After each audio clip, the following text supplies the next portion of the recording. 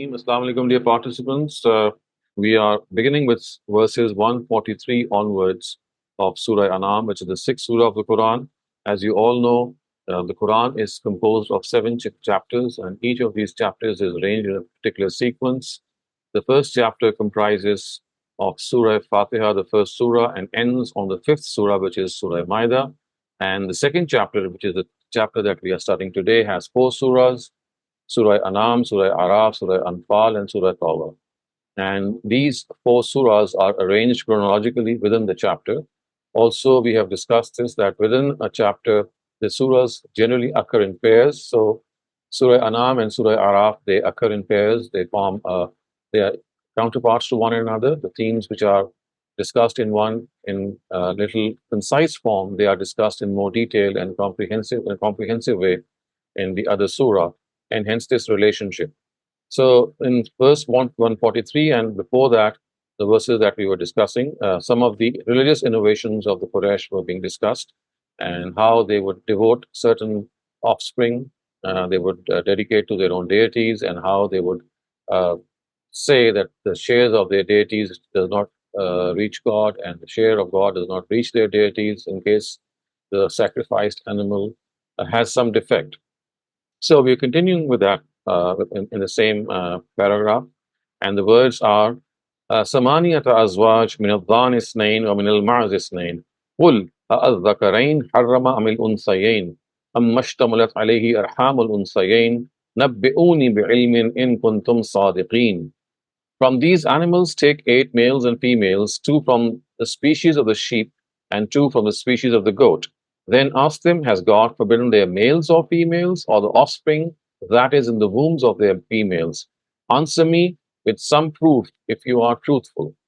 So the implication is that when they also accept that originally these animals were lawful, and so from where do the prohibitions arise which these foolish people have invented because of their polytheistic superstitions and practices, and according to which some of the animals are unlawful to eat, and some others can only be eaten by men and not by women, and some can be eaten by both in certain stipulated conditions. So that is why the last part of the verse says, "Nabbi'uni bi'ilmin in kuntum sadiqeen," which means that answer me with some proof if you are truthful. Which means that if you think that this is a lawful prohibition, then the Almighty says, what is the proof for this? So it is not sufficient that their forefathers have, as we were just discussing, that the Quran here actually says that if there is any stipulation with regard to which they say that certain type of food is forbidden for men and not for women, and some for women and not for men, and some for neither, then there has to be some proof. It cannot be a claim that they make on the basis of their own forefathers. They should bring a clear reason for this that shows that these prohibitions are a consequence of human nature and reason, or if in the case of God's revelation, then there is a messenger of God who has proclaimed their prohibition. So, in the absence of any such proof, this would mean that this is innovation on their part, it is a superstition on their part. ومن الإبل اثنين ومن البقر اثنين قل أَأَذَّكَرَيْنِ حرم أم الأنثيين أم اشتملت عليه أرحام الأنثيين أم كنتم شهداء إذ وصاكم الله بهذا فمن أظلم ممن افترى على الله كذبا ليضل الناس بغير علم إن الله لا يهدي القوم الظالمين. Similarly, 2 from the species of the camel and 2 from the cow. Then ask, has God forbidden their males or females, or the offspring that is in the wombs of their females? Were you present at the time when God directed you about them, about this? Then who can be more cruel than the person who fabricated a lie on God so that he can lead people astray without any knowledge? God shall never guide such cruel people. So, as you can see, that it is a second warning which is sounded, that if you take these various species from the cow, the goat, the camel, and then you proclaim that their male species are forbidden or their female species are forbidden, or whatever formula that you make about them, how is it that you can verify it? And the last part, or the first part of the second verse, which says, it actually tells us that is wasakum bihaza, which means am kuntum shuhada. Were you present? Were you present when this was being done? In other words, were you present at the time when God directed you about this? The sentence is actually meant to conclusively communicate the final word to them. So the implication is that there is nothing in reason and revelation regarding their claim. And are they saying that they were present when God was prohibiting what they have regarded as forbidden on the basis of their own whims? So basically, it's like telling them that you have regarded certain things to be lawful and others to be unlawful. And when this was being done by God, were you present with God? Obviously, they were not present at the time because there was no such prohibition at all by God Himself. They are self styled, they have been put forth by themselves. And this is one of the reasons of polytheism, that when you start forbidding things which have been not been forbidden by God and vice versa, then you are doing God's work. You are entering God's domain. And that is why God says that if you are doing so, then you must present some proof. And in the absence of some proof in this regard, you should clearly understand that you have gone far astray. And then, in Allah la yahdil qawm al-zalimeen, God shall never guide such cruel people who fabricate truths, who fabricate falsehood against God.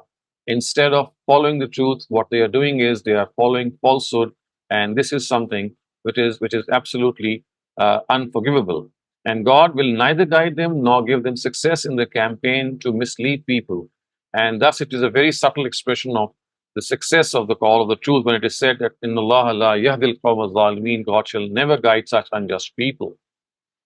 قل لا أجد فيما أوحي إلي محرما على طاعم يطعمه إلا أن يكون ميتة أو دما مسفوحا أو لحم خنزير فإنه رجس أو فسقا أهل لغير الله به فمن اضطر غير باغ ولا عاد فإن ربك غفور رحيم. Tell them, O Messenger, I find not in what has been revealed to me through inspiration forbidden to a person who eats things which are edible, unless it be carrion or blood poured forth, or the flesh of swine, because these are unclean, or in disobedience to God, animals slaughtered in someone else's name. Yet, even after this, whoever is driven by necessity, neither intending to be desirous nor exceeding the limits, then your Lord is forgiving, ever merciful. So when it is said that I find not what has been revealed to me through inspiration forbidden, and then there's a whole list which has been presented as an exception, that these are the four exceptional things about which human intellect could have faltered, and hence God has made it easy for us to understand, and then said that these are the four things in which, if there was any doubt, then they are categorically prohibited. So, originally, this category of pure and wholesome things belong, and people have regarded them to be edibles, and as such have consumed them. So, remember, as you can see, Allah ta'imin yatramuhu, for a person who eats and consumes edibles, which this means that actually this list is a category of pure and wholesome things, and people have regarded them to be edibles and as such have consumed them. So they all relate to people who generally eat such things. And this actually automatically excludes things which are forbidden by man's nature, human beings' nature, and people have always thought of them as non edibles. So, in other words, lions and tigers, elephants, eagles, vultures, kites, snakes, scorpions, all these are non edibles. So, there is not a question of even including them in the list of edibles. In other words, human nature has given its verdict about such things which are non edibles. It is about such edible things that God says that there could have been some confusion regarding dead meat or blood, or in the case of the fact that should the pig or the swine be eaten or not. But because there could have been any confusion, the Almighty has removed this confusion by saying that yes, they are prohibited. So when it is said daman maspuhan, which means blood poured forth, or it is said that the flesh of the swine, because they are unclean, the actual words, if you look at the text, are فَإِنَّهُ رِجْسٌ, which means that they are unclean. And the pronoun you can use is singular. It refers to all the three things, of course, which means maita, daman masfuhan, and lahma khinzir, which means meat of a dead animal, blood poured forth, and the meat of the swine. So, although the pronoun is singular, but it refers to all these three things. And the reason that it occurs in the singular is that individually, each of these three things is referred to. This is a very common style of the Quran. And then the second, or the second category is mentioned is in the sense that al fiskan, which is in disobedience to God. And what is that? That category? That category is animals which are slaughtered in someone else's name than God. And among things regarded as edibles by people, only these four are regarded as prohibited by God. That is what is meant. Why? Because if you look at blood, it induces a person to savagery. Carrion, because blood remains in the veins of an animal that dies of natural death. So basically, blood, you just cannot think of drinking blood or consuming blood, because as we have discussed this, that whatever you consume has an effect on your disposition. And if you consume blood, then it will ultimately and gradually induce people who consume blood to savagery. And the meat of a dead animal is prohibited because this very blood is found in the in the veins of that animal which dies of natural death. And thirdly, the pig is forbidden because from beasts which are like cattle that eat grass, it is one of those beasts that eats grass. Yet it also eats meat like a carnivore. So the pig has two facets: it's a herbivore and it's a carnivore. And so the Almighty has said that its carnivorous disposition dominates its herbivorous disposition, which means that it is more of a meat-eating animal that actually strips open and it tears apart its prey. Now, the fourth category, which is mentioned here, is animals which are slaughtered in someone else's name than God. Now, this is a blatant act of polytheism and can only be committed by a person who is rebellious to God, because how can you dedicate an animal slaughtered to someone else than God? So, in other words, even if that animal is absolutely pure and wholesome and is slaughtered in the right way by doing the zabiha slaughter, but if it is dedicated to someone else than God, then as you can see, the words are al fisqan, this is a disobedience to God, then this also is prohibited. And then this condition which is mentioned, which and is an exception, فَمَنِ اسْتُرَّ غَيْرَ بَاغٍ وَلَا عَادٍ فَإِنَّ رَبَّكَ غَفُورٌ رَحِيمٌ. It means that whoever is driven by necessity, neither intending to be desirous nor exceeding the limits, then your Lord is forgiving and merciful. So, in other words, if there is this compulsion in compelling circumstances, you have nothing but to consume what has been prohibited, then at least it should not be a desire found in you to consume it. It is something of a necessity, it is something to save your life. And also, it should be consumed in in that proportion which is sufficient for sustenance. It should not be made a whole feast out of it. So that is what the غَيْرَ بَاغٍ وَلَا عَادٍ part means. And فَإِنَّ رَبَّكَ غَفُورٌ رَحِيمٌ would mean that Lord is forgiving and ever merciful.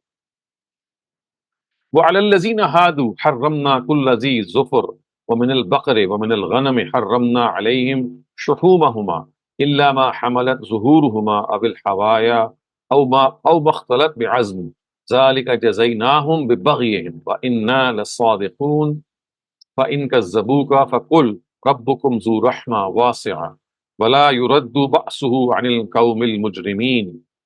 If they deny you even after this, then say, very vast is the mercy of your Lord. But at the same time, this also is a reality that if the respite given by him expires, then it would not be possible to ward off his punishment from the wrongdoers. So now the reason for prohibiting certain animals on the Jews, al-lazina hadu, is mentioned. So when it is said, haramna kullazi zufur, that we had forbidden all animals with nails, it actually refers to animals whose hooves are not split. The hooves are not split and they have nails and are in the form of a hoof and have nails on the frontal part. So the nails, they are not split, and the hooves are not split, and they are nails on the frontal part. And it is precisely for this reason that the Torah forbids the camel, the coney, and the rabbit, because these are animals whose hooves are not split and they have nails on the hooves. But the Quran says that this prohibition is not an original prohibition. It was It was actually prohibited because of the fact that they were indulging in baghi, as the Quran says, which is rebelliousness. Also, it is said that وَمِنَ الْبَقَرِ وَمِنَ الْغَنَمِ حَرَّمْنَا عَلَيْهِمْ شُحُومَهُمَا, that we had forbidden all animals with nails, and the fat of the goat and the cattle as well. So the fat of the goat and the cattle as well was prohibited, except that part of the fat that adhered to their backs or intestines. So this type of fat, which did not adhere to their, you can say that all parts on which fat was the fat clung to the animal were prohibited except the backs and their intestines. So the fat which was found on the backs and the intestines, which were not prohibited, or as the Quran says, أو مختلط بعزب, or that was left adhering to a bone. So the fat which was adhering to a bone or their backs or their intestines, that was an exception. It was not prohibited. And then the Quran says, ذَلِكَ جَزَيْنَاهُمْ بِبَغْيِهِمْ. This punishment was given because of their rebelliousness. Otherwise, all the fat, wherever it was found in the animal's body, was allowed, should have been allowed, but only specific parts of the animal's body on which fat clung to were allowed. And the Quran says this is because of their rebelliousness. وَإِنَّا لَصَادِقُونَ, which means that God Almighty says that we are absolutely truthful in our claim, because if you look at the Bible, or in fact the Old Testament, you'll find exactly the same prohibition in the book of Leviticus, which is mentioned very clearly that these animals have been prohibited. فَإِن كَذَّبُوكَ فَقُلْ رَبُّكُمْ ذُو رَحْمَةٍ وَاسِعَةٍ وَلَا يُرَدُّ بَأْسُهُ عَنِ الْقَوْمِ الْمُجْرِمِينَ. That if they deny you after this, then say, very vast is the mercy of your Lord. That is something that which this verse expressly says. But as you can see, the important part that I'd like to reiterate here is that things which were absolutely allowed, were disallowed, as the Quran says, because of the rebelliousness of the Jews. In other words, these things were neither impure nor were they unwholesome, nor were they originally prohibited. They were prohibited because of their arrogance. And the scriptures of the Bible mention this rebelliousness at so many places. If at all, you would recall in Surah Baqarah, the heifer incident cited is an example. When God forbade these things to them, He promised to send an unlettered prophet to them. And if they professed faith in Him, then He would lift these heavy burdens of prohibitions from them. And now the time for that had come. The prophet had come to lift these burdens and to do away with these prohibitions. But they did not recognize this prophet, or in fact they did, but they were absolutely adamant in denying it. And when God says that we are absolutely truthful, وَإِنَّا لَصَادِقُونَ, the purpose is that He is truthful in not just the expression of reality. It's not just that. It also indicates the reverse, which is that His adversaries are liars. وَإِنَّا لَصَادِقُونَ is God saying that I am speaking the truth. The opposite is that my opponents or my adversaries or my rivals, they are not speaking the truth, and they are lying. So the implication is that God is truthful in whatever He has stated about the religion of Abraham and the nation of Abraham. And the Sharia of the Israelites and the Jews and the Christians who are indulging in this frivolous talk are absolute liars. These people are absolute liars. And it is when it is said that it would not be possible to ward off His punishment from the wrongdoers, this actually tells us that God's punishment is something which, when is decided by Him to visit these people, then none can hold His hand. No one, not even any of the intercessors or the deities that they worship, have any such power.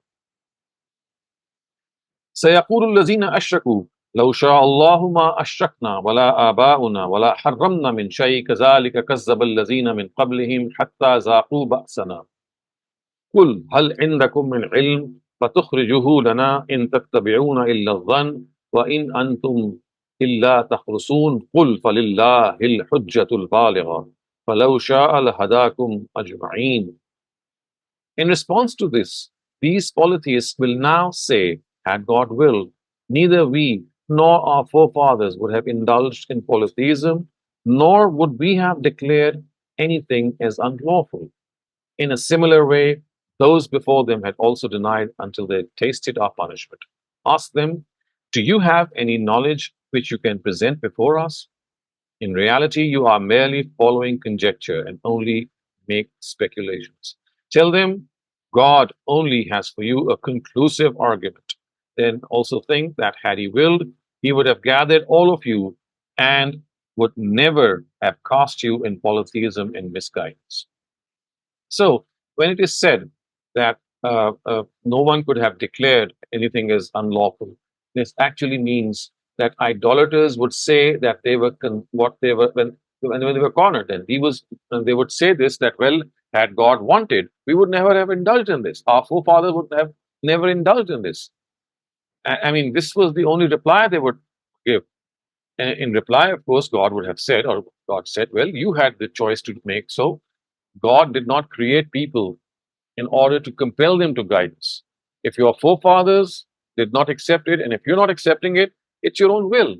God is not going to compel you to guidance. So this was an answer that they would give when they would get irritated and when they would get cornered. And they would say, well, had God will, we would have been rightly guided, or our forefathers would have been rightly guided. So God says, well, you had the choice to make and you made the wrong choice. So they would say that if God has not stopped them, then it meant that whatever they are doing was in accordance with the will of God and the command of God. So that is what has been vehemently negated here. And this beautiful verse, verse 149, when it says, "Qul falillahi al-hujjatul baligha," tell them, God only has for you a conclusive argument. In the scheme of God, which is in currency in this world, to test them, there is no compulsion on them. Only a sound argument that conquers their hearts and minds is needed. He does not interfere in the freedom of will of people in this matter. He just gives them the arguments. He gives them the reasons. He has given them the liberty to either accept them or to reject them. This is the way of God. He will make things clear. He will provide enough and sufficient proofs and then leave them to the people to decide and use their intellect. They cannot proffer this argument that had God willed, we would have been rightly guided. God says that I'm not going to force my guidance on you. You have to choose guidance. I'll just make my guidance clear. It is now your choice to accept it or reject. So he would have guided all of you and would never have cast you in polytheism and misguidance. This is stated for the sake of accepting their premise that had God willed something, he would have willed the guidance of people or forced them to set up partners with him or compel them to declare as unlawful what he had regarded as lawful. So, in other words, I mean, it is like uh, accepting what they are saying and saying this fact that had God willed something, it would not have been that to make them associate partners with himself. Yes, it would have been to declare some of them or compelling some of them to do what is right. So, in other words, had God willed something, He would have willed the guidance of people. He would not have forced them to set up partners with Him or compel them to declare as unlawful what they had regarded as unlawful.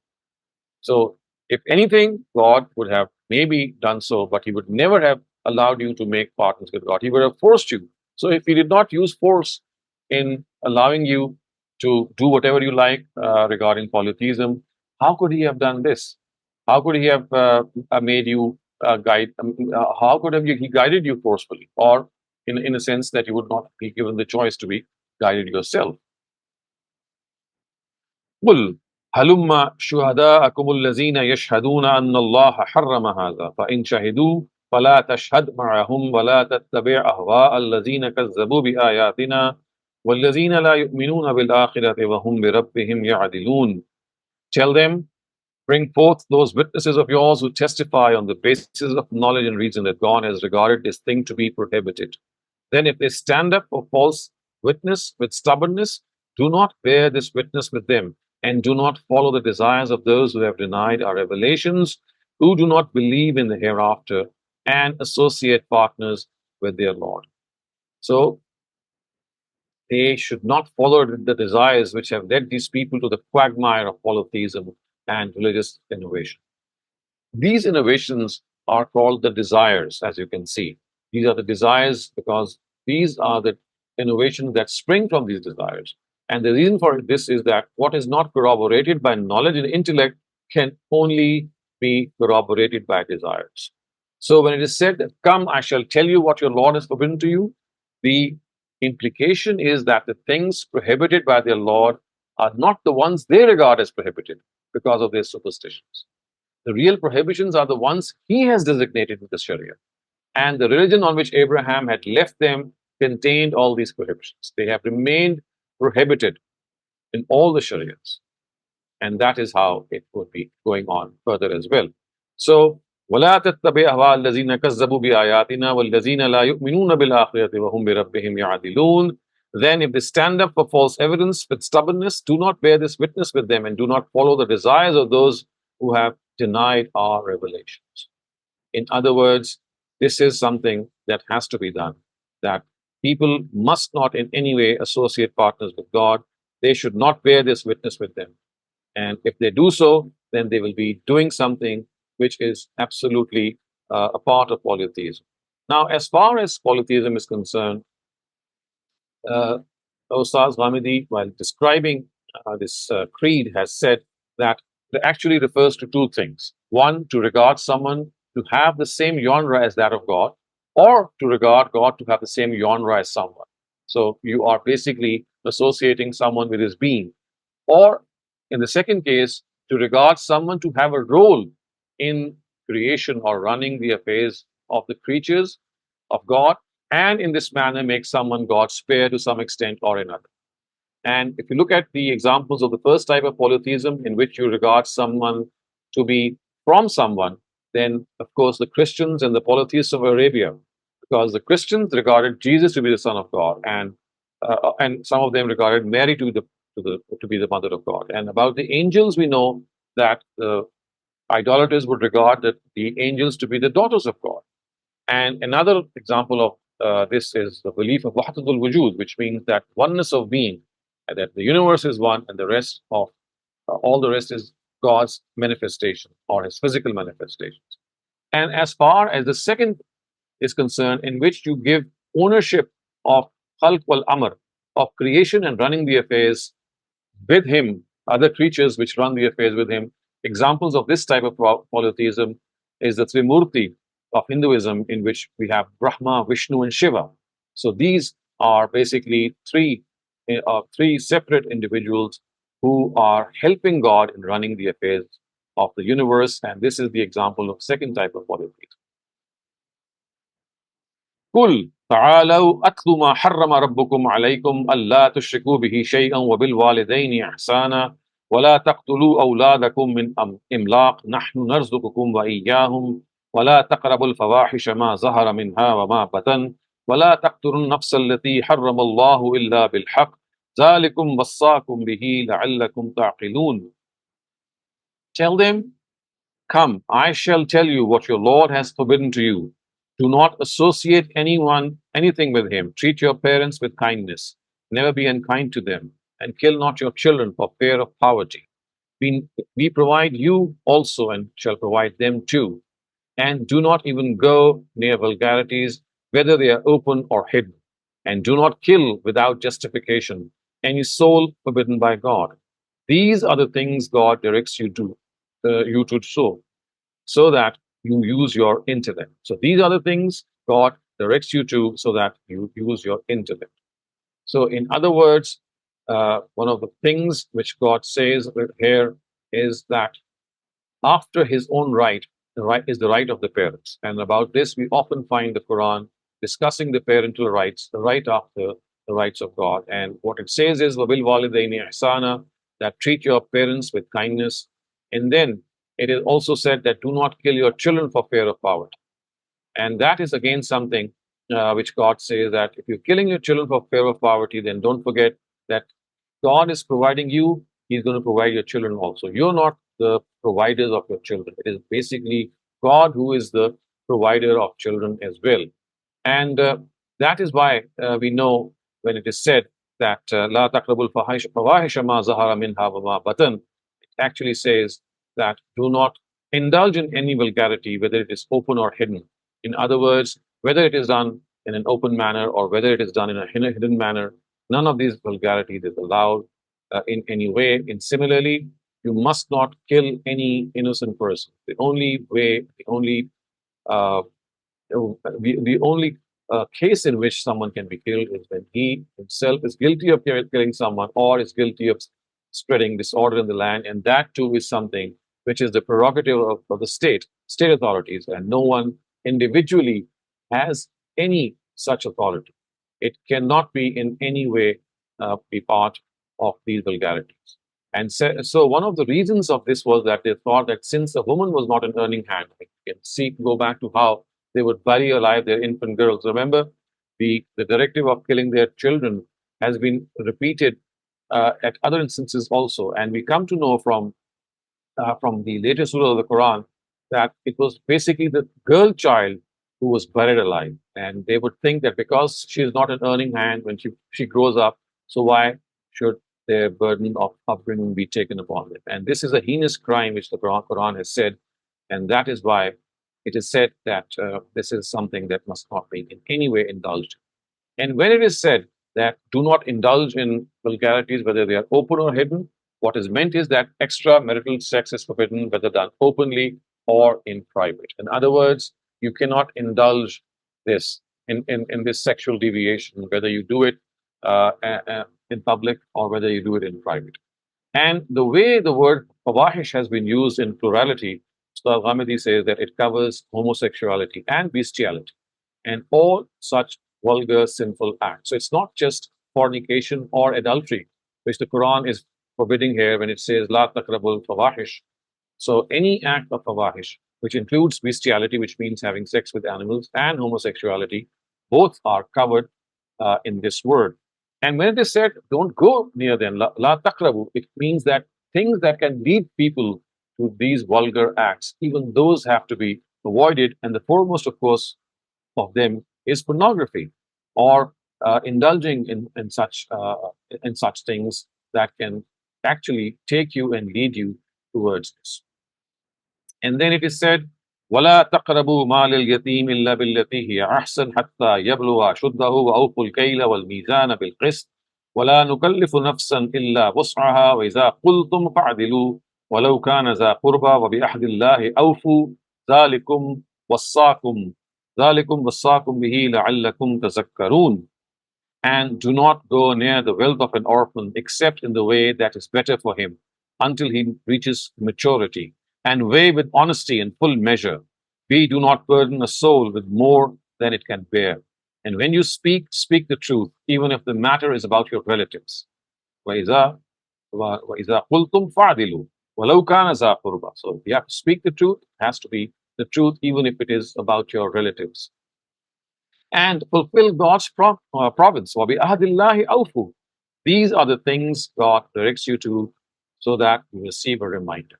So in other words, all these basic moral teachings are something that you already know. It is something that is ingrained in you. God does not burden you with things which are beyond your reach or beyond your capacity. You have to speak the truth, even if it goes against the interest of your relatives. And then the covenant with God, it means that the promise that you have made with God regarding His Sharia, regarding obeying His Sharia, has to be fulfilled. Similarly, weighing and measuring correctly with correct scales is something that has to be done. We know the Arabs were a nation given to trading as well, and that is something which was also a part of the warning. And when the Almighty has said that we do not burden a soul with more than it can bear, then this is like an on-the-spot warning. The implication is that whatever directives have been given by God are not beyond the capacity of people. He has given them while fully regarding their abilities and natures, and they should not think that these directives are something which cannot be fulfilled by them. God has made human nature in a way that you have to follow what God says, because whatever He says is not beyond our own capacity. And these are the things God directs you to do, because this is how we will receive a reminder. وَأَنَّ هَذَا صِرَاطِي مُسْتَقِيمًا فَاتَّبِعْهُ وَلَا تَتَّبِعُوا السُّبُلَ فَتَفَرَّقَ بِكُمْ عَنْ سَبِيلِهِ ذَلِكُمْ وَصَّاكُمْ بِهِ لَعَلَّكُمْ تَتَّقُونَ. And God has stated, only this is my straight path. So follow it alone and do not tread on other paths, lest they lead you away from which He has directed you, so that you may remain secure from His punishment. So these are the closing words, and they once again sound a warning that this is the straight path of God. If you follow this path, it will lead you directly towards paradise, directly towards the pleasure of God. And if you start treading on other paths, then these other paths, these are side tracks, they will lead you away from monotheism and lead you into the jungle of polytheism. So, with this, I come to an end to today's discussion on these verses. Inshallah, we'll continue our discussion on the remaining verses in our next session. But for the moment, if you have any questions regarding the passage that we have discussed, you may raise them now. Thank you, everyone. Some house rules. Please make sure that your questions pertain to the passage. If you have any questions right now, please raise your hands. I do have a chat question, Dr. Saleem. I will put that forth while I'm waiting for hands to go up. What were the underlying reasons for prohibiting some animals allowed for consumption by God for a particular gender by the people at the time of revelation of the Quran, and why did God take it so seriously? If a person or a group of persons on their own prohibit some edibles for themselves and it is their own choice, what bad did it bring about that God had to address through Wahi? So, you see, first of all, the first part of your question is very important. That things which were already allowed, lawful, and legal, like the camel or fat of the camel that did not cling to the backs or the intestines or to the parts that have been just stated. The Quran has made the reason evidently clear. It says, "Zalika jazainahum bi that we prohibited this part, which was already something that was quite lawful and legal, because of their arrogance and because of their rebelliousness. They were a people given to rebelliousness. They would not accept the verdict of God and they would try to corner God. And as a result, the noose of their Sharia would be tightened around their own necks every time they would keep asking these questions. And this led God to actually prohibit these things to them. So, in other words, this is something that you can see in the Old Testament also, that their continuous questioning and cross questioning, which actually seemed that they wanted to evade the directive in the first place by raising different questions, by pointing out objections. Their purport was that somehow or the other, this directive is taken away from them.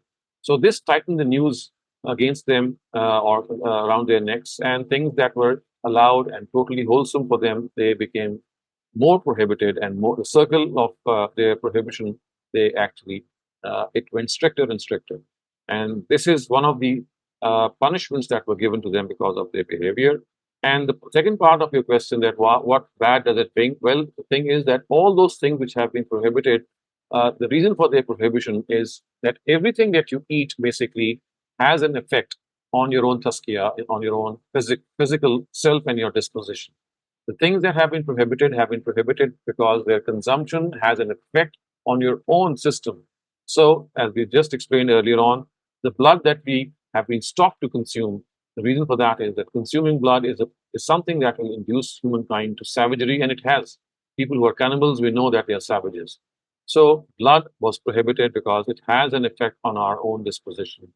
Similarly, uh, animals which are carnivores and which split open or they actually tear apart their prey, they were prohibited because such acts of savagery would have entered humankind as well. And you can see those nations which have taken to consumption of lions and all such carnivorous animals, uh, which tear apart their prey and they eat their meat in such a way that again that savagery, that beastliness comes into their mannerisms as well, and hence it propagates to their later generations as well. So this is the reason of this prohibition. Thank you, Dr. Saleem. Akram Bhattisa, please unmute your mic and ask your question. Thank you, Bisma. Thanks, Assalamu alaikum. Sir, Jews were prohibited to eat, from eating animals with nails on their hoofs, like so horses and donkeys were included in there. So when that Allah said, I told them to not to eat because of their violence, and now it is not prohibited for you. So these days, is donkey and horse eatable for us? Is it halal for us? I mean, there are certain animals about which the Almighty has left it to our own personal taste, and therefore, if they are consumed, there could be things about which we cannot say that they are haram per se. So they have been left to your own natural disposition. And because human beings generally use mules and donkeys and horses for their transportation, so therefore, generally they have been used for this purpose and they are not used for consumption. However, I mean, there is not a red line or there is not a mark of prohibition as in the case of the rest of the animals that we have just described. So yes, if in some cases people feel like consuming them, they do not bear the label of absolute prohibition. Were they not prohibited? Were they not allowed in wars when the people did not have anything else to eat? I should assume so. I mean, they were. I mean, you might remember there were more camels in Arabia than there were horses. So they generally consume their camels than their horses because they would be used for their transportation for other means as well. But in a sense that you are asking that if they consume their animals like horses and mules for for meat consumption, then they could have done so. And if they had done so, this would not have been wrong. Thank you, sir. Jazakallah. Thank you, Dr. Saleem. So I had a question. So pig does eat its own filth. Is that one of the reasons that it's prohibited also? No, that is not. That is what is commonly said. You see, this is a reason that people have worked out for themselves. We must go by the Quran. So the Quran tells us that basically it is these what it calls as anam. There's these four-legged animals which consume grass, and they are something which we human beings consume, and they eat vegetation.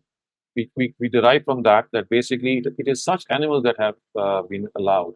As far as prohibition is concerned, all those animals which produce savagery or the element of carnivorousness in us are the ones that have been prohibited. So that is why lions and tigers and vultures and crows are not eaten. Now, the pig, the question was because it eats grass and vegetation, it also eats meat. So is it a herbivore or is it a carnivore?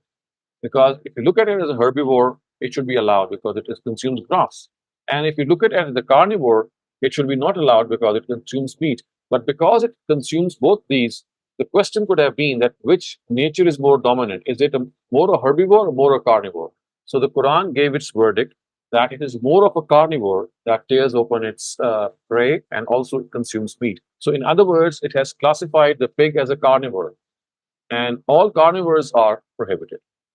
And that is why. So whatever we, And the what I reason just for the asked you, that's the carnivores, yes, the reason okay. for carnivores to be prohibited is that whatever you eat has an effect on your disposition. And you So eat this such popular animals, belief of it eating its filth is not the truth then. not the truth. It's something that people have conjectured. I mean, it is something that could be true, but that is not the reason for its prohibition. Okay. Thank you, Dr. Saleem. Naushad Shafqat Saab, please ask your question. Dr. Sahab, verse 146 end, it says, Inna lasadiqoon. Yeah. And the Urdu translation of Ghamidi Sahab says, Aur hum bilkul sache hain. Now, God saying this, I think he must have been pretty furious. You know, I got scared when I first read this verse because he sounds Allah Ta'ala saying about himself, or hum bilkul sache hain, means this is a very, very furious rage that God is in Yes, against the that is why. Jews. So that is why I explained that it is the opposite that is implied here. That we are absolutely truthful in our claim, and you are absolute liars. So basically, it is the opposite of this which is being implied here. That since we are absolutely truthful, so whatever claim we are making that these animals were prohibited and these were not, and this is how we consume meat, and this is how we allow our females to consume, and others in which the males can consume. These are your self-made claims, and they have no truth. And we are absolutely truthful in what we are trying to tell you, which that's what God is saying, and hence what you are saying is an absolute lie. Right, sir. Thank you. I do not have any raised hands right now. If anybody has any questions, please raise your hands regarding the passage. And I do not have any chat questions also. I'll give it a couple of So I think minutes. I'll just proceed with the literal and idiomatic translation. Yes, and please then go we ahead, can Dr. have. Saleem. Thank you. So it says Samaniya Azwaj. Samaniya is 8. Azwaj means species. So you take 8 species. Minazan is name, which means from the species of the sheep, zan is sheep, take 2. وَمِنَ الْمَعْزِ إِثْنَيْنِ. So Ma'az is goat. So take from the goat Isnain 2. So Isnain is 2. So amongst these 8 species, take 2 each, male and female, from the species of the goat and from the species of this sheep. And then ask them, Kul, ask them, Zakarain, Haramallah, has God forbidden their males or females? Zakarain, Harama, Zakarain means males, Harama prohibited, or Unsayain, their females.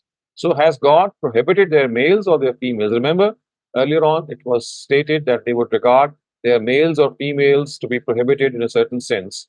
And when the animal would be stillborn, then they would have another view about it. So God is actually asking them that if you look at these species, if you take 8 of them, of course, that would imply 2 from each genre. And of course, because of the fact that these are 2 species, there will be 8 of them. Then God says that ask them, has has God forbidden their males or females, or ishtamalat alayhi would mean what is found, arham, in the wombs, al-unsayain, of their female animals. Ammashtamalat alayhi arham al-unsayain would mean what is the offspring or the children or the fetus that is found in the raham or the womb of the females. And then nabbi'uni, anabbi'uni, tell me, bi'ilmin, with knowledge, in, if kuntum, you, sadiqeen, truthful. So tell me with knowledge. Of course, knowledge here would mean proof. Tell me with proof if you are truthful. Wa, and, minal, from, ibil, camel, isnain, 2. And so take from the camel also 2, which means the male and female. Wa minal bakari isnain, and bakar is cow. From the cow also take isnain, take 2, which means the male and the female. And then the same question, Qul, ask them, zakarain harrama amil unsayain. Is zakarain, their males, harrama, forbidden, or unsayain, their females. So have their males been forbidden? Or in the word, has God forbidden their males or their females? Mashtamalat alayhi arhamul unsayain. Or what the arham contain, or what the wombs of the unsayain or the wombs of the females contain. Exactly the same verse as the previous one, with a different species of animal. Earlier on, we know the cow and the sheep and the cow were sheep and the goat were discussed, and now we have al-ibl and bakar, which is the cow and the camel. So all these 4 animals were very common in Arabia, and hence the example has been given from them. Am kuntum shuhada, or kuntum, you, shuhada, present, is when wassakumullah, when God directed you, bihaza, about this.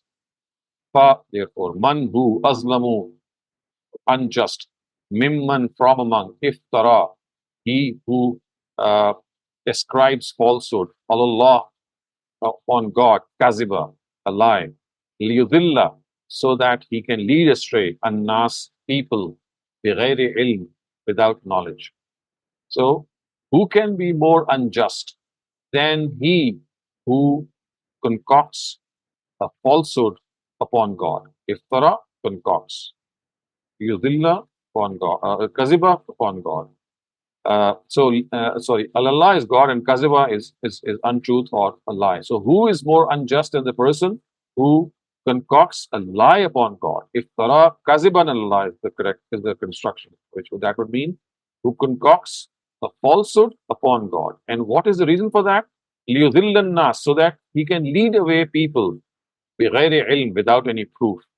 Inna Allah, indeed God, la, not, Yahdi, guides, al-qawm, people, zalimeen, unjust. Indeed, God does not guide people who are unjust. Qul, ask or tell them, la, not, ajidu, I find, fi, in, ma'uhiya, what has been revealed, ilayya, to me, muharraman, that is prohibited, ala, upon, ta'imin, a person who eats, yat'amuhu, food.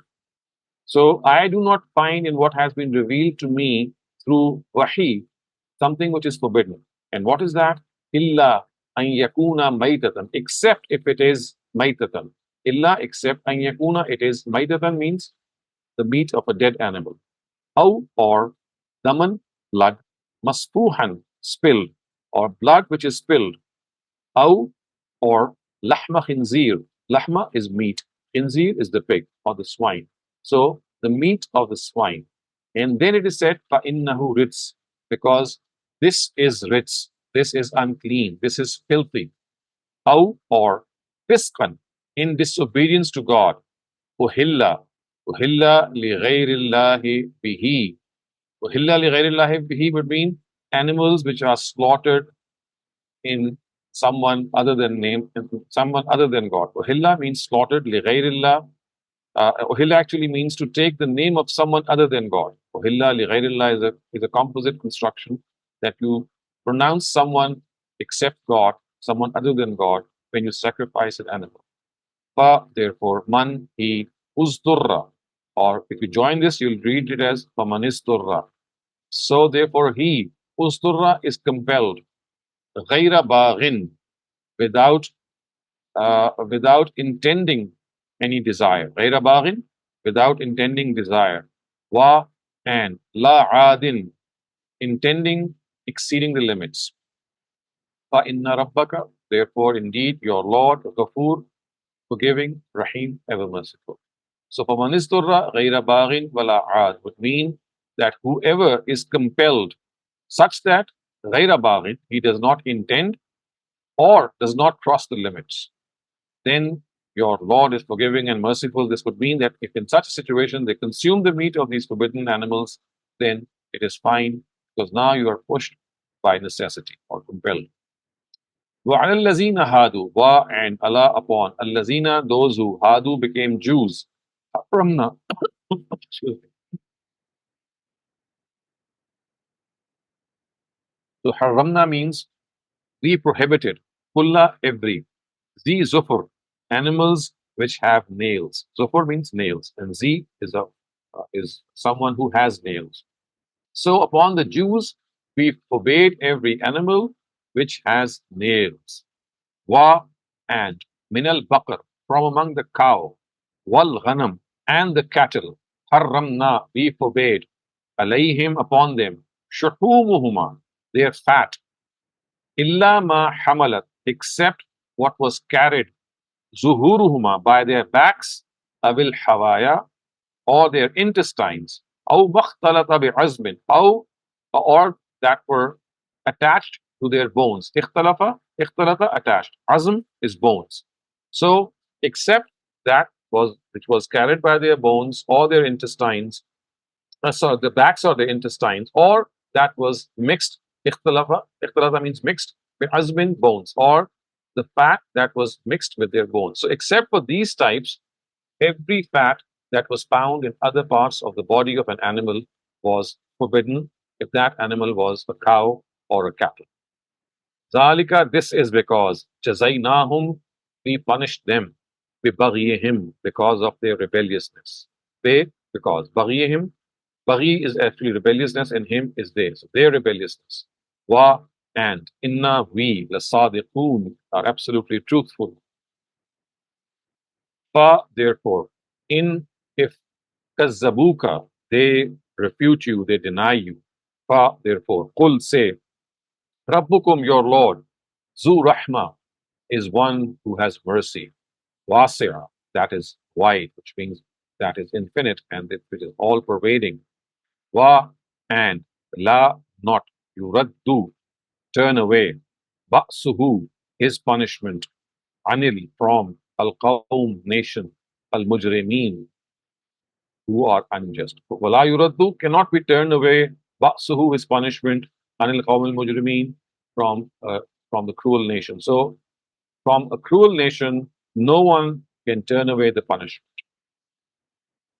سَيَقُولُ الَّذِينَ أَشْرَكُوا, Sayaqul, indeed they will say, Allazina, those who ashraku, committed polytheism, Law Sha Allah, had God wanted. Law, had, Sha'a, wanted, Allah, God. So had God wanted, Ma, not, Ashrakna, we would have committed polytheism. Wala aba'una, and nor our own forefathers. So neither would we have committed polytheism nor our forefathers.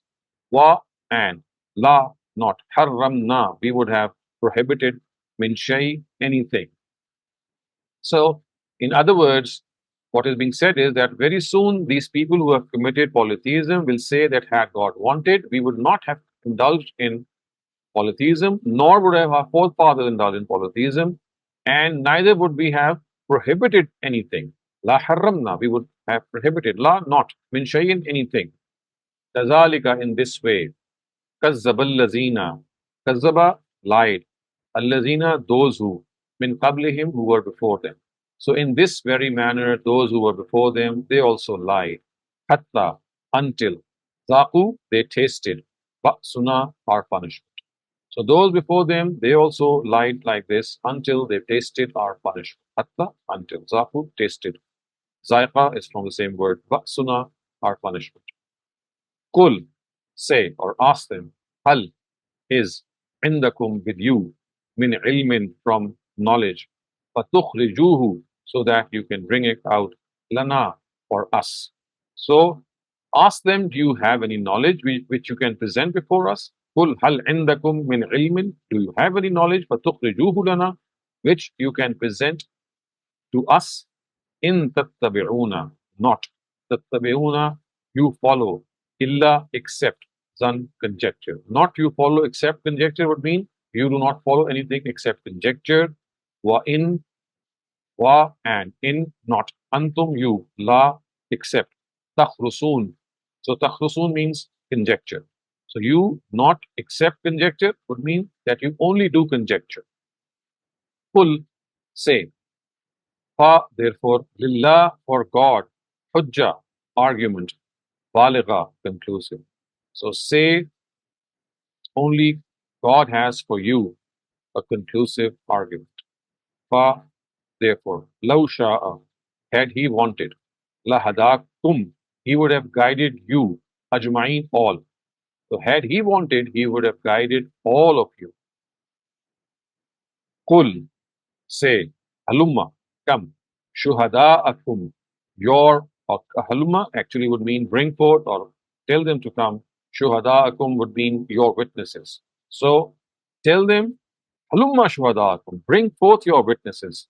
Allazina, those who, yashhaduna, those who bear witness, anna, that Allah, God, harrama, has prohibited haza, this. So tell them, bring forth those witnesses who bear witness that God has regarded this thing to be prohibited. Again, this is like telling them that if you regard these things to be prohibited, then bring your witnesses. Fa, and in, if, shahidu, they bear witness. Fala, therefore not. Tashhad, bear witness. Ma'ahum, with them. So if they bear witness, do not bear witness with them. So in other words, they bear false witness, then you should not bear witness with them because they are telling an absolute lie. Wa, and la, not. Tattabe, you follow. Ahwa, desires. Allazina, those who. Kazzabu, denied. Bi ayatina, our revelations. So wala tattabe ahwa, do not follow the desires. So ahwa is the plural of hawa, and hawa means desire. So do not follow the desires of those who have denied our revelations. Wa, and allazina, those who, la, not, yu'minuna, believe in, fil akhirate, in the hereafter. Wa, and whom they, bi rabbihim, with their Lord, ya'adilun, associate partners. And they are the ones who do not believe in the hereafter. La yu'minuna bil akhirah. Wa, and hum bi rabbihim ya'adilun, they associate partners with God. Qul, ta'alaw atlu ma harrama rabbukum alaykum. Qul, tell them, ta'alaw, come, atlu, I shall recite, ma, that, harrama rabbukum, that which your God has prohibited, alaykum, upon you. Say or tell them, come, I shall recite to you what God has prohibited upon you. And what is that? First thing is, Allah tushriku bihi shay'a. Do not associate anything with Him. Do not ascribe partners with him. Do not associate anything with them. Wa and bil walidain, with your parents. Ihsana, be kind, and be kind to your parents. Wa and la, not. Taqtulu, kill. Awladakum, your children. Min, because of imlaq, poverty. Do not kill your children because of poverty. Nahnu, we. Narzukukum, we give you rizq, we give you sustenance. Wa iyyahum, and them too. So do not kill your children because of poverty, because we provide you and we also provide them. Wa and la, not. Taqrabu, go near. Al fawahish, vulgarities. Ma zahara minha, what is apparent among them. Wama batan, and what is forbidden. So do not go near vulgarities, whether they are open or whether they are hidden, whether they are public or whether they are private. Ma zahara, open. Minha, among them. Wama batan, and what are hidden. Of course, there's the same word hidden, suppressed. Wama batana minha, which means whatever is done in secret. Wa and la, not. Taqtulu, kill. An nafs, a soul. Allati, he who. Harramallah, has been regarded as sacred by God. Harrama, regarded sacred. Allah, by God. Illa, except. Bil haq, for a reason. For some just reason. Zalikum, this is. Wasakum bihi. Zalikum wasakum bihi, that these are the things about which God asks you to follow. Wasakum bihi, to ask you to follow. La'allakum, so that you, taqilun, use your intellect. Wa and la, not. Taqrabu, go near. Mal al yatim, wealth of the orphans. Illa, except. Billati hiya ahsan, except the way which is good. Hatta, until. Yabluga, reaches. Ashuddahu, maturity. So do not go near the wealth of the orphans until that orphan reaches maturity. Yabluga ashuddahu, yabluga, reaches. Ashuddahu, maturity. Wa and. Awfu, awfu would mean give full. Al-kail, measure. So weigh with full measure. Wal mizan, and scales. Bil qist, with justice. So in other words, weigh and measure with justice. La, not. Nukallifu, we make responsible. Nafsan, any person. Illa, except. Wus'aha, whatever is in his capacity. So we do not make any soul responsible of something which is beyond his capacity. Illa wus'aha would mean it is only within his capacity that we make that person responsible of a directive. Wa and iza, when. Kultum, you say something. Fa'adilu, be just. So when you say something, be just, be truthful. Wa and law, even if. Kana, it is. Za qurba, your relatives. So say the truth, even if it is against your relatives. Wa bi ahdillahi, and about God's promise, awfu, fulfill. So fulfill the promise of God. Zalikum, this. Wasakum bihi, God directs you. La'allakum, so that you, tazakkarun, are reminded. So God directs you to this so that you are reminded. Wa and anna, that. Haza, this. Sirati, my way. Mustaqima, straight. And this is my straight way. Fattabi'uhu. Fa, therefore, ittabi'uhu, follow it. Wa and la, not. Tattabi'u, follow. As-subul, the ways. And so do not follow different ways. Follow my way, which is the straight way. Hada sirati mustaqima fattabi'uhu. Follow that way and do not follow other ways. Fatafarraka, so that fatafarraka bikum, lest that they lead you astray. An sabilihi, an from sabilihi. Sabil is way, he, God. So if you follow different ways, fatafarraka bikum, they will lead you astray from the ways of God. Zalikum, this. Wasakum, directs you. Bihi, to it. This is what God directs you to. La'allakum, so that you, tattaqoon, become pious or become secure. So God directs you to these things so that you become secure.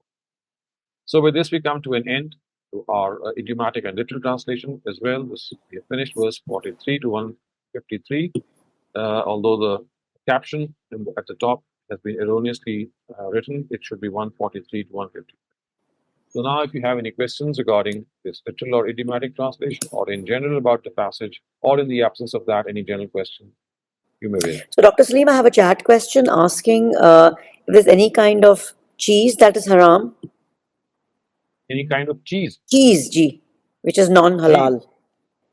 Right, No, cheese. unless explicitly stated that if it is made of pork or some material that uses pork, it should not be regarded as haram.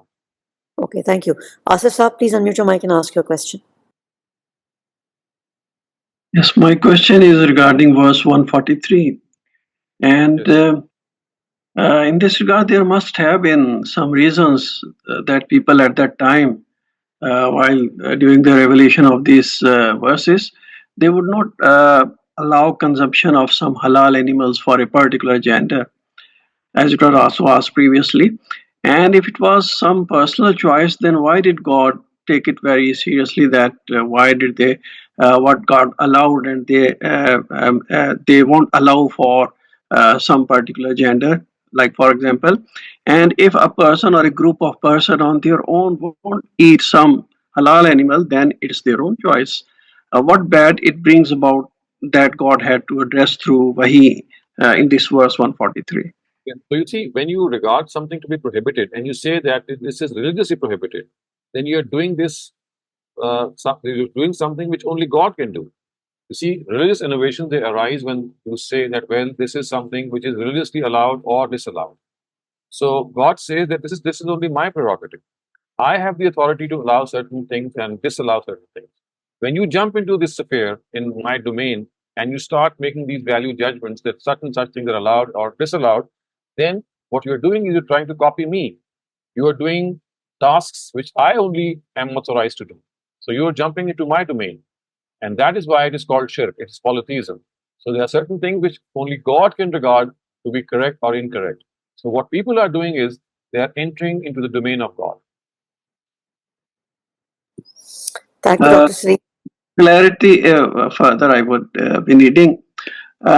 If this is something religious, as you said, and it's the domain of God, and God won't like that someone enters into its domain, but I mean, apart from the people at that time, they won't allow some particular like animals that are eatable, but they won't allow, like for example, for some gender, like as these verses they mention, what were the reasons? I mean, why do people, what were whether those were the religious reasons, what were the reasons that they won't allow, and eventually God has to intervene. You see, polytheism is something that comes into being from various contradictions, and at the same time by ascribing a certain amount of authority to deities. So these deities would act on all sorts of superstitions. So you see, superstitions don't have any reasoning behind them. That is why they are called superstitions, that they are all conjecture, they're all speculations. So out of their own whims, as you can see, the Quran says ahwa, which means their own desires. And ahwa is basically the reason why things become a bidat or religious innovation. Because it's not that they have any logical answer towards them. These are just whims and desires. So God says that if you start doing this on the basis of whims and desires, then all this religion will end up an amalgam of superstitions and conjecture and speculation. So basically, you see, this is this nature of speculation that you start doing things which have no logical basis, which cannot be communicated. These are just personal likes or dislikes, and then you make a whole sharia out of them. Thank you, Dr. Saleem. So just, asking on the same thought process, there's so many things, Dr. Saleem, which are not haram. And, there's so many of us, when, kind of wanting to stop someone, we'll go down that domain of saying, this is wrong, this is because of misinterpretation. So does it fall in the same category then?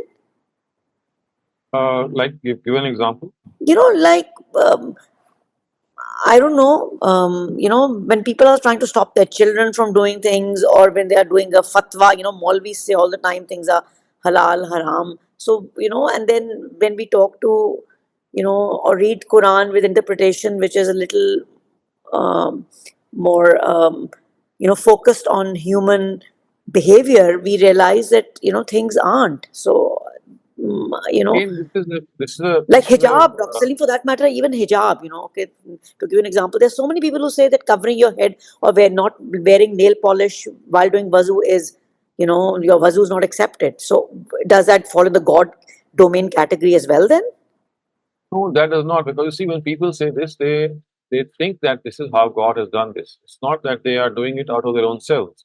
I mean, it is an erroneous interpretation, but they think that this is what God meant or implied. So what they are doing is they are deducing something. They are making an inference, which is a wrong inference, but nonetheless, it is an inference. It's not that they are doing something on their own behalf. It's not that they claim that, well, I am making this prohibited or not. They say that this is what God has made or God should have made. So it's like a deduction that they make. So it cannot be regarded as an act of polytheism. All that it can be said about it is that it's a wrong interpretation or it has an erroneous basis. It's a wrong opinion. So that is how we should deal with these things. Okay, thank you, They are Dr. not Salim. doing this purposefully. Yes. Okay, thank you.